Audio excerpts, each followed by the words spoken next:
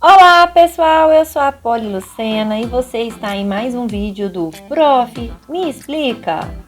A aula de hoje é voltada para a biotecnologia e biologia molecular.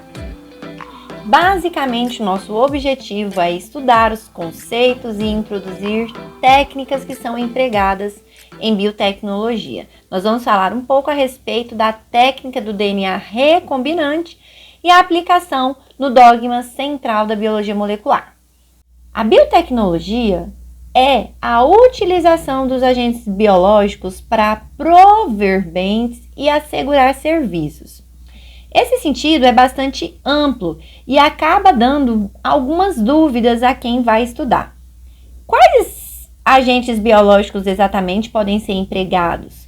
Quais são os conhecimentos básicos necessários para quem quer estudar ou atuar na área da biotecnologia? E o que devemos entender como bens ou serviços? Então, eu trouxe uma pirâmide aqui para vocês poderem compreender o que basicamente a biotecnologia integra. Nós verificamos que a partir do nível de conhecimento é interessante que a gente tenha um conhecimento multidisciplinar. É muito importante entender microbiologia, bioquímica, genética, engenharia química, informática, porque uma grande variedade de agentes biológicos, como micro-organismos, células e moléculas, incluindo enzimas, anticorpos e o DNA, vão poder ser manipulados e utilizados em determinados graus para diferentes aplicações. Então, assim a gente consegue produzir bens, sejam alimentos, bebidas, produtos químicos, energia, produtos farmacêuticos, pesticidas, vacinas, dentre vários outros aí produtos que a gente pode obter. E além disso, oferecer também serviços, como por exemplo, a purificação da água, tratamento de resíduos, fazendo com que aquele resíduo, por exemplo, tenha um impacto ambiental muito menor do que sem a utilização da biotecnologia. Ou mesmo para podermos também controlar a poluição. A perspectiva da carreira de biotecnologia para quem quer seguir, ela tem sido cada vez mais promissora. Desde a década de 90, lá, quando nos Estados Unidos eram observados pouco mais de 1.300 companhias, e 2/3 delas tinham menos do que 135 funcionários. Ao longo dos anos, vem se observando uma ampliação exponencial da área. No Brasil, atualmente, nós temos cerca de 12 empresas relacionadas com biotecnologia diretamente, como a Biobras, a Valea, a ATI, a Lelix. E os empregos continuam a aumentar cada vez mais, visto que o campo da engenharia molecular é uma área muito promissora que tende a se desenvolver cada vez mais. É interessante também que muitas dessas empresas, elas, além aí da vaga que você pode pleitear, né, estar exercendo, elas também oferecem programas de pós-graduação relacionados com o tema. Ao longo dos anos, a biotecnologia, ela vem passando por mudanças, visto que, de acordo com as ferramentas disponíveis para a época, nós temos avanços, mas também limitações dentro ali da área pela qual ela está sendo utilizada. A mais antiga, né, da época da biotecnologia é a biotecnologia que a gente considera como antiga ou pré-histórica, que ela vai estar relacionada com a alimentação, o abrigo, remota lá da época de quando a gente conseguiu fazer o domínio do fogo, começou a utilizar o sal para poder preservar a carne por um período maior do que era usualmente utilizado. Depois, nós observamos que ela passou por uma era que a gente chama de clássica. que foi estabelecida em relação à biotecnologia antiga. Mas aqui, com um pouco mais já de técnicas disponíveis, a partir da fermentação, nós conseguimos então promover aí, por exemplo, a produção de alimentos, pães, vinhos, iogurte, e desenvolver a medicina a partir de produtos de micro-organismos podendo ser empregados no tratamento de doenças, como é o caso aí do uso da penicilina.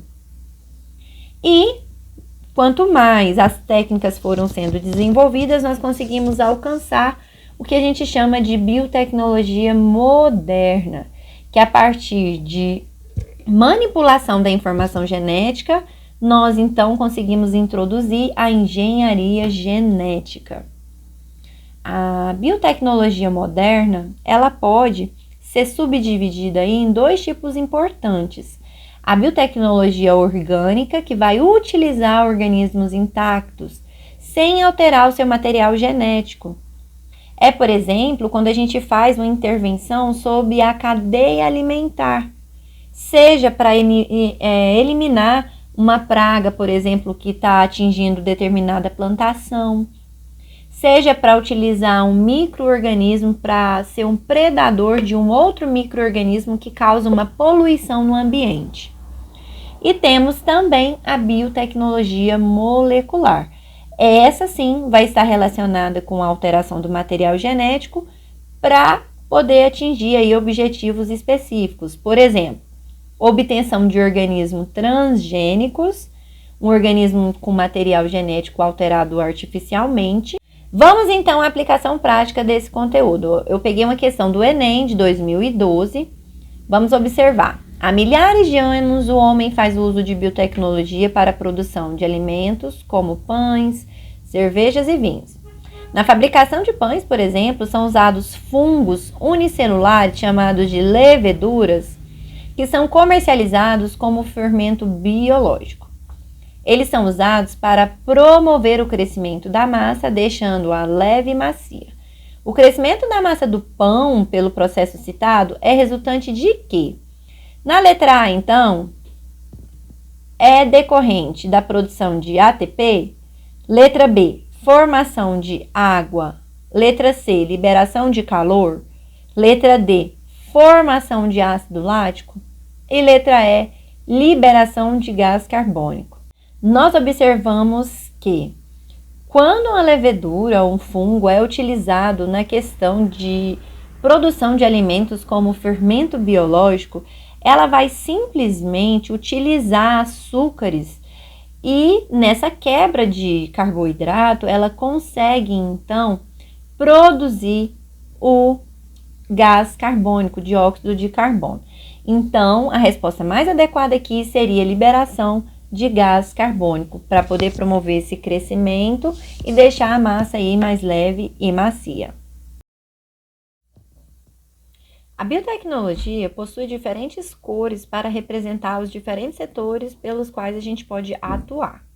A cor amarela normalmente é empregada para representar alimentos, seja a partir do uso de enzimas, micro-organismos que vão auxiliar, por exemplo, processos de intolerância, alergia ou o próprio fortalecimento do alimento.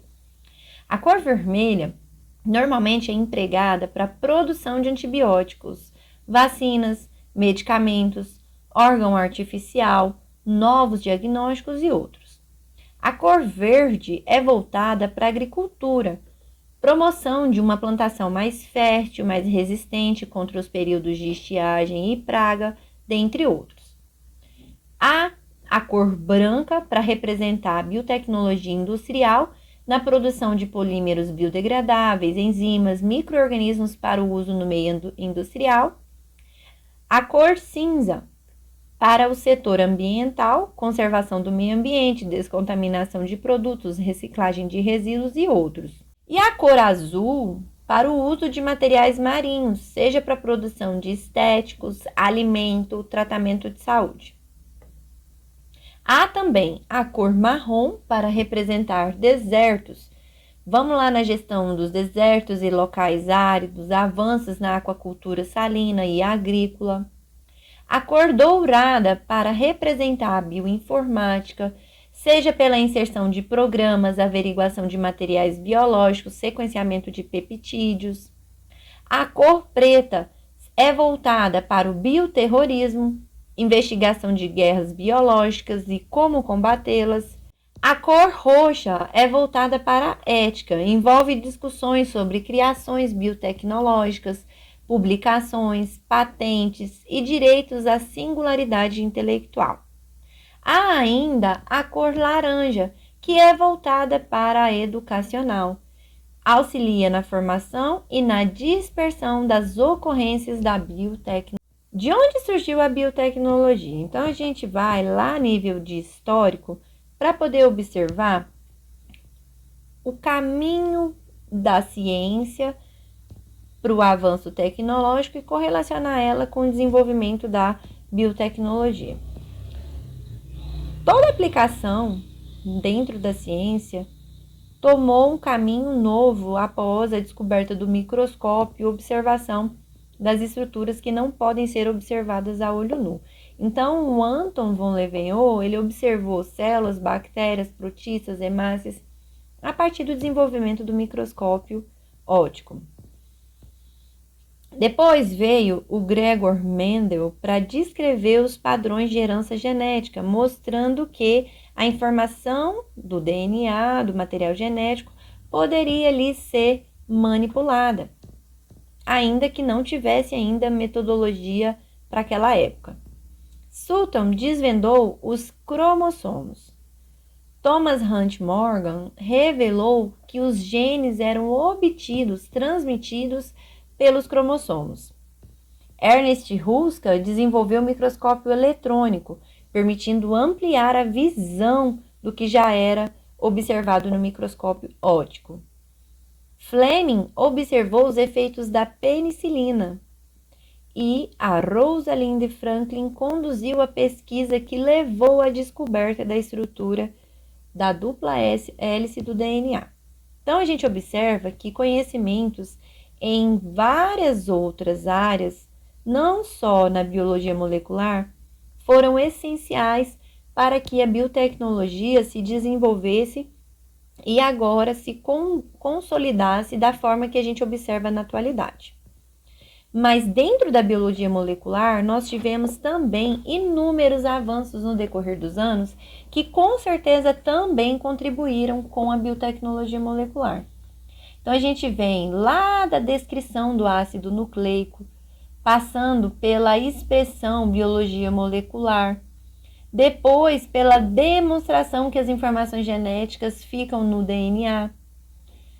Aí sim, nós tivemos a anunciação da dupla hélice do DNA, com o desenvolvimento do sequenciamento e invenção da Polymerase Chain Reaction, a PCR, início do projeto Genoma, ou mesmo o clone da ovelha Dolly. Então, a gente observa que ao longo desses históricos, diferentes nomes de cientistas importantes, né, o James, o Watson e o Crick, por exemplo, ganharam o prêmio Nobel por conta da estrutura do DNA, e o Carey Mullis, que foi aí o principal envolvido no desenvolvimento da PCR, que também adquiriu um prêmio Nobel por esse feito. Na atualidade, é quase essencial o conhecimento a nível da estrutura do material genético da célula. E isso envolve saber a respeito do ácido desoxirribonucleico, DNA, e também do ribonucleico, que é o RNA. Ele vai ser o alvo da biotecnologia. O DNA, ele é composto por duas fitas complementares que vão estar unidas aqui nessa imagem que a gente está observando verticalmente por pontes de hidrogênio entre bases que nós dizemos que elas são púricas, a adenina e a guanina, e bases pirinídicas, que são a timina e a citosina. Basicamente, o DNA vai ser um polímero de nucleotídeos. Os nucleotídeos são as unidades básicas do material genético. Aqui, por exemplo, nessa imagem, a gente consegue observar a estrutura básica do nucleotídeo. nós vamos ter uma açúcar ribose, uma pentose, aliás, que vai estar ligada em um grupo fosfato, responsável pela acidez do DNA, e a uma base nitrogenada. Nesse caso aqui, a gente tem um exemplo de uma base púrica. Ao passo que a molécula de RNA, ela vai ter apenas uma fita simples e as suas bases nitrogenadas possuem citosina, guanina, adenina, mas ao invés de timina, a gente tem uma base que é a uracila. Já finalizando nossa aula de agora, nós temos que observar a respeito da nutrição do nosso corpo. Quando você faz a ingestão calórica, seu corpo ele tende a secretar a partir das células beta do pâncreas um hormônio hipoglicemiante que é a insulina.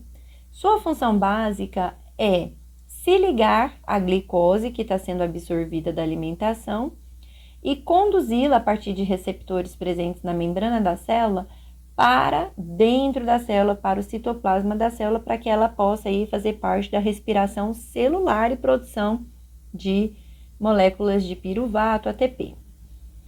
Quando a pessoa não possui essas células do pâncreas funcionantes, ela não vai conseguir produzir a insulina. É o que a gente observa no diabetes mellitus tipo 1, que geralmente, quase sempre vai ser insulino dependente. Ou seja, uma vez que as células beta não produzem insulina, a pessoa precisa injetar esse hormônio para que essa injeção coloque insulina no corpo da pessoa e a pessoa consiga promover esse processo de conduzir a glicose até o interior da célula. Mas como essa insulina que é injetada no corpo da pessoa, ela é produzida? Nós verificamos que há muito tempo a insulina era extraída, por exemplo, de suínos, do pâncreas de suínos, porque ela tinha uma similaridade alta, média alta, com a dos humanos. Acontece que a longo prazo o uso dessa insulina insulina de porco, suína, ela conduzia a efeitos adversos nas pessoas que faziam o uso. Então a biotecnologia veio aqui para melhorar a qualidade dos serviços, com esse medicamento a partir da técnica que a gente chama de DNA recombinante. Então, o conhecimento da estrutura celular permite a adoção da técnica mais eficiente, que nesse caso aqui a gente tem a técnica do DNA recombinante. Como ela funciona? Nós vamos ter um organismo vivo.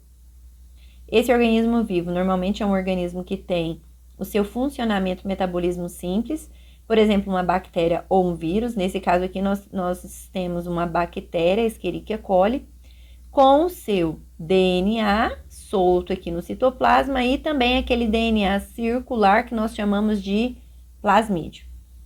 Então, tudo vai ser voltado à técnica do DNA recombinante em cima do plasmídio. O plasmídio é um DNA circular que também é responsável pela produção aí de proteínas dentro dessa bactéria. O objetivo da técnica do DNA recombinante basicamente é alterar a estrutura genética desse plasmídio para que ele possa também produzir a insulina. Nesse processo, o plasmídio é submetido à ação de enzimas de restrição, que nada mais são do que espécies de tesourinhas, que vão fazer recorte nesse DNA circular, abrindo um espaço para que o gene de interesse ele possa ser inserido naquele lugar. Nesse caso, o gene da insulina, que é o gene que vai ser responsável pela produção da insulina. Quando então esse DNA ele é alterado, nós temos então um plasmídio que a gente chama ele de recombinante, porque ele deixou de ter a sua estrutura natural e foi alterado com a inserção do material genético do gene, o pedaço de DNA que eu tive interesse. Então, a partir daí, esse plasmídio recombinante, ele é reintroduzido na bactéria e aquela bactéria, em seu metabolismo simples, ela passa a codificar e produzir a insulina artificial, que poderá ali ser empregada no tratamento do diabetes mellitus tipo 1. Basicamente, o gene da insulina vai ser inserido a partir de enzimas de restrição para formar um DNA ou plasmídio recombinante. E esse plasmídio, quando ele é reinserido na bactéria, essa bactéria então passa a ser chamada de vetor, porque ela consegue produzir a insulina de forma sintética. Em conjunto, essa metodologia é muito interessante porque permite a produção de uma insulina mais similar, ou seja, a mesma insulina que nós produziríamos, uma pessoa sem problema no pâncreas consegue produzir. Por isso, a gente tem um índice menor de rejeição, que é a insulina de origem animal, e, consequentemente, uma redução dos efeitos colaterais, contribuindo dessa forma com a qualidade de vida de quem está sendo tratado. Questão de revisão do Enem 2015. A palavra biotecnologia surgiu no século XX, quando o cientista Herbert Boyer introduziu a informação responsável pela fabricação de insulina humana em uma bactéria, para que ela passasse a produzir a substância. As bactérias modificadas por Herbert Boyer passaram a produzir insulina humana por quê? Letra A. A sequência de DNA codificante porque receberam, letra A, a sequência de DNA codificante de insulina. Letra B, um RNA recombinante de insulina humana. Letra C, um cromossomo da espécie humana. Letra D, a proteína sintetizada por células humanas. Letra E, o RNA mensageiro de insulina humana. Então, nesse caso aqui, a gente observa que elas conseguiram produzir a insulina humana porque elas receberam uma sequência que é codificante de insulina humana. Para finalizar essa aula, você conhece o dogma central da biologia molecular? Nós observamos que esse é o esquema que vai representar toda a biologia molecular, seja na duplicação de DNA, na replicação do RNA ou na produção de uma proteína. Então, a gente observa que o DNA vai ser duplicado antes de iniciar a prófase da mitose, lá na fase intérfase. Nós vamos estudar a replicação do DNA nas aulas mais da frente. O RNA, ele vai precisar utilizar uma enzima que é chamada transcriptase reversa para fazer uma transcrição de volta para o DNA e a partir daí ele consegue fazer a sua replicação. E a proteína? A proteína vai ser originada a partir do DNA que foi transcrito em uma molécula de RNA mensageiro, a qual deixou o núcleo, foi para o citoplasma da célula, encontrar o RNA ribossômico e transportador, os quais vão estar relacionados à tradução do RNA mensageiro e, consequentemente, produção, formação, configuração de uma proteína a partir de uma cadeia de polipeptídeos e leitura de códons a partir de anticódons. Essa então foi a nossa primeira aula de biotecnologia e biologia molecular. Eu espero que vocês tenham gostado. Se possível, deixe o seu like, se inscreva no canal, ative o sininho de notificações para receber aí o sinal de quando chegarem mais aulas e eu vejo vocês lá. Até mais! Tchau, tchau, tchau!